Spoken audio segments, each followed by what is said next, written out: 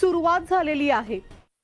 मुख्यमंत्री लाडकी बहीण योजनेचे आमच्या खात्यामध्ये 3000 जमा झाल्या आहेत।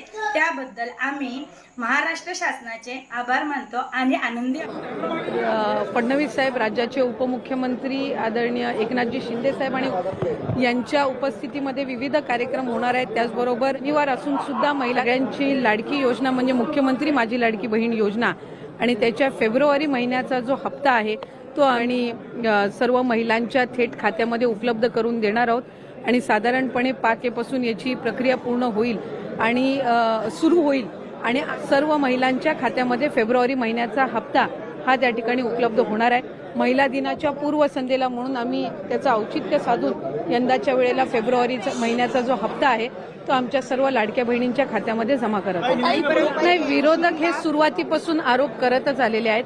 आम्ही साधारणपणे जवळपास 2.5 कोटी महिलांपर्यंत आम्ही पोहोचू शकलेलो आहोत। गेल्या महिन्यामध्ये सुद्धा जवळपास 2,35,00,000 2,40,00,000 इतके लाख महिलांना योजनेचे पैसे मिळणार आहेत। आता या महिना अखेरपर्यंत लाडक्या बहिणींना मिळणार आहे।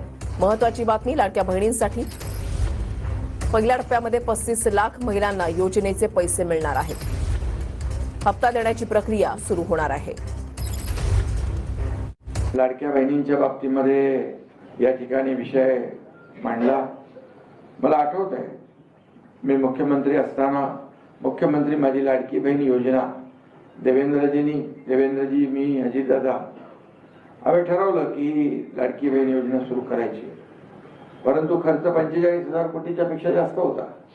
पण शेवटी धाडस करण्याची आवश्यकता होती आणि ते आम्ही केलं आणि अजितदादांनी देखील जानेवारी आणि फेब्रुवारीचे हप्ते हे रखडलेले होते।